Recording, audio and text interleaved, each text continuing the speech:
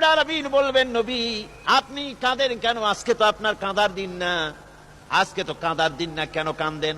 মাকামে মাহমুদ দিয়েছি, আপনাকে কাউসার দান করেছি, কেন কাঁদেন? নবীজি বলবেন, রব্বুল আলামিন আমি দেখতে পাচ্ছি মাঝে মাঝে ফেরেশতারা আমার উম্মতগুলিকে জাহান্নামের দিকে নিয়ে যাচ্ছে। আল্লাহ রাব্বুল আলামিন বলবেন, ও আমার নবী, ও আমার হাবিব, জান্নাতি উম্মতগুলি আপনি বাছাই করে নেন। হযরত আয়েশা রাদিয়াল্লাহু তাআলা আনহা বলেছেন, একথা শোনার পরে আমি প্রশ্ন করলাম, ইয়া রাসূলুল্লাহ, ওই পরকালে কিয়ামতের ময়দানে অসংখ্য নবীদের মাঝে, অসংখ্য নবীদের অসংখ্য উম্মতের মধ্য থেকে আপনার জান্নাতি উম্মত আপনি কি করে বেছে নেবেন?